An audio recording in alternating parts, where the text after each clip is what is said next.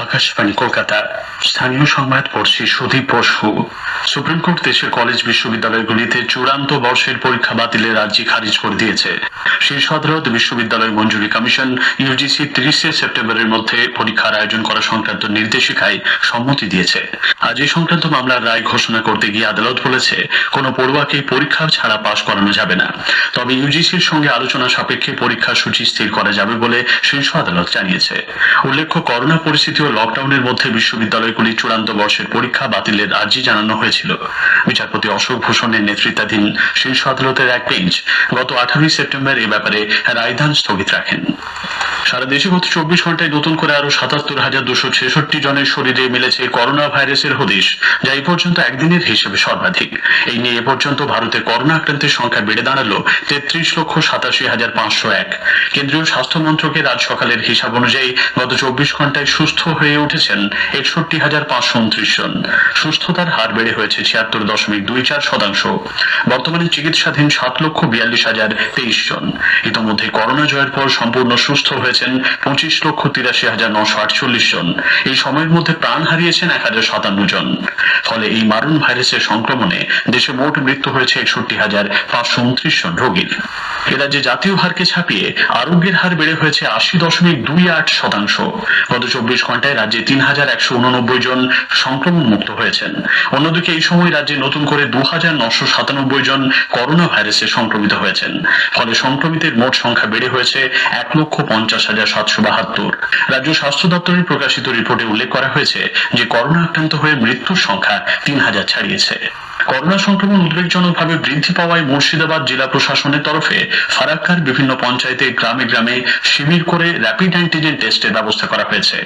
ফারাক্কা ব্লকের বেওয়া 1 নম্বর পঞ্চায়েতে গতকাল এরকম একটি শিবিরের আয়োজন করা হয়। 225 জনের নমুনা পরীক্ষা করে একজনের নমুনায় সংক্রমণ ধরা পড়েছে বলে আমাদের জেলা সংবাদদাতা জানিয়েছেন। হুগলি জেলার খানাকুলের জলভাসী অবস্থার অনেকটাই উন্নতি হয়েছে।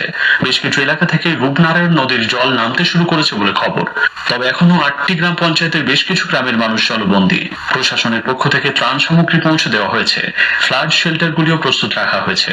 তবে সংক্রমণের ঝুঁকি এড়াতে মানুষ নিজেদের বাড়ি ছেড়ে যেতে চাইছেন না বলে প্রশাসন সূত্রে খবর।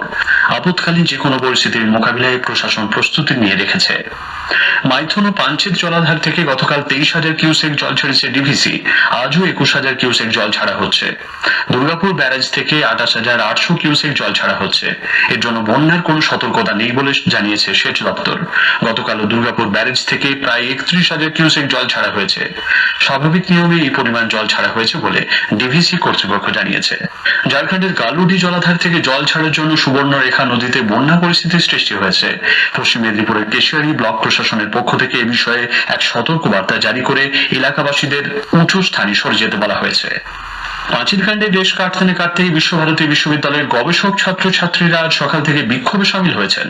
বিশ্ববিদ্যালয়ের গবেষক পড়ুয়াদের অভিযোগ, প্রায় 2 বছর ধরে তাদের নন নেট ফেলোশিপের টাকা বন্ধ রয়েছে। সকালে বিশ্বভারতীর উপাচার্যের দপ্তরের সামনে বিশ্ববিদ্যালয়ের গবেষক ছাত্রছাত্রীরা স্কলারশিপের দাবিতে হাতে পোস্টার ব্যানার নিয়ে বিক্ষোভে সামিল হন। মালদার কালিয়াচক থানার একটি রাষ্ট্রায়ত্ত ব্যাংকের কাছ থেকে পুলিশ আজ ভোররাতে এক মাদক পাচারকারীকে গ্রেপ্তার করেছে। আনিউল শেখ নামে ওই পাচারকারীর কাছ থেকে 482 গ্রাম ব্রাউন সুগার উদ্ধার হয়েছে, যার আনুমানিক বাজার মূল্য লক্ষাধিক টাকা।